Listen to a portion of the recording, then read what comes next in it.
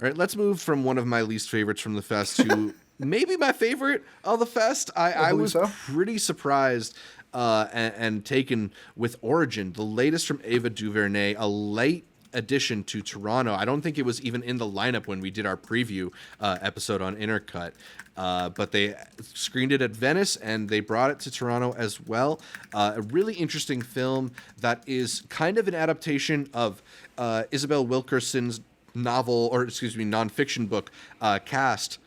But being that that's a nonfiction book, Ava DuVernay chooses to center the narrative around Isabel Wilkerson, kind of make it a biopic of her writing this movie. And it becomes this really interesting, almost like investigative journalist showcase of her diving into the interconnectivity of modes of discrimination around the world. It is a really like heady idea. It is a big subject to tackle in a narrative film, but I somehow think that Ava DuVernay gets her hands around it. It is really ambitious. It spans several decades, several countries. It shows all these tragedies happening both on a greater global spectrum and on a more focused spectrum in just in Isabel Wilkerson's life, because she went through a lot of personal tragedies in her journey to writing this book.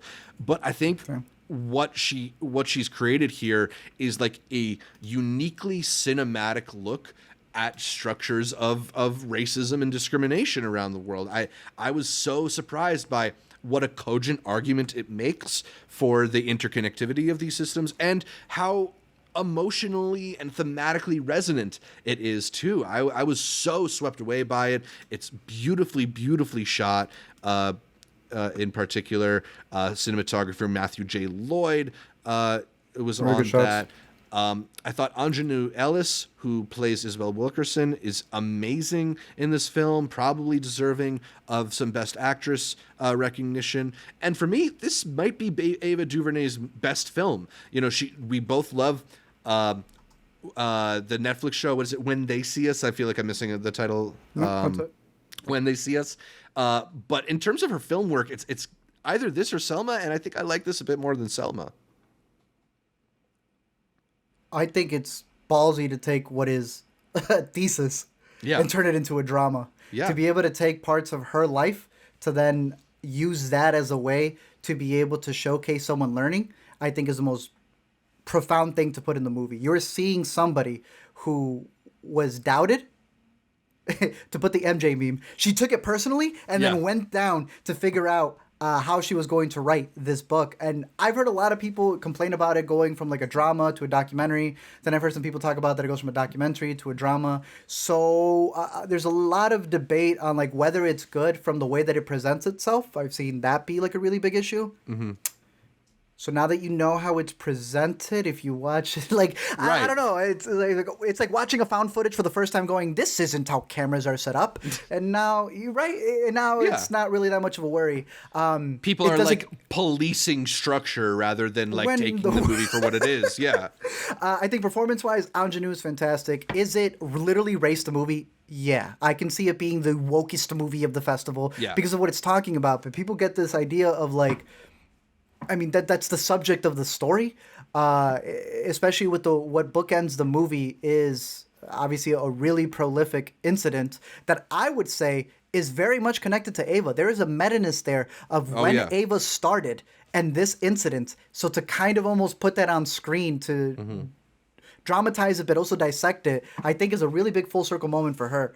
I agree with the way that it's shot, but more than anything, it's that follow through of an author, a journalist turned author, who is learning things as she goes. And to me, I love seeing that. It may be the nerdiest thing, but I don't think we see a lot of that. I think in sports movies, we see the training montage and we know what that's building up to. We never find that boring as sports fans, but we rarely get to see someone figure something out and for it to be told in such a profound way. Like, people find this boring because she's going from like place to place. I'm like, what are you talking about? We travel hopping. No, Like, yeah, but then she says it. No, she says it, and then there's like a reenactment to it where they hired actors to play those roles. Totally. Like, this is All the President's Men, or this is Spotlight. But instead of publishing a breaking news article, this is like publishing a dissertation on race.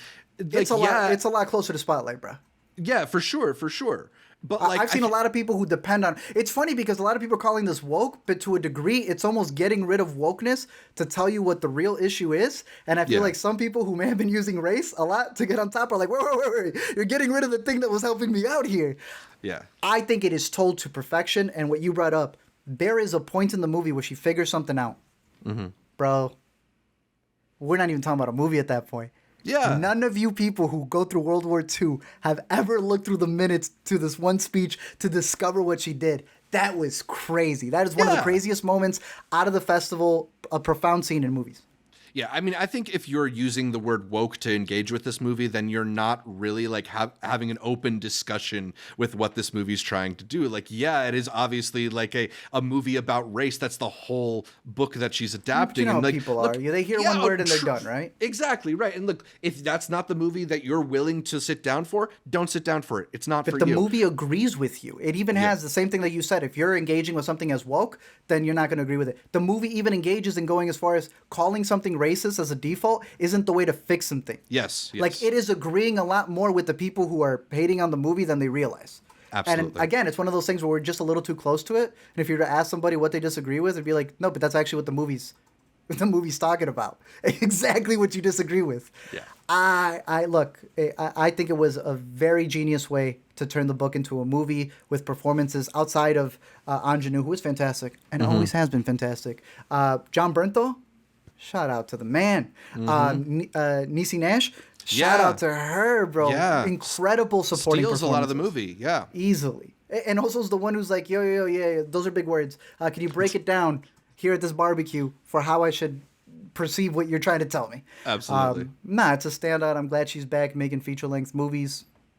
Can't wait.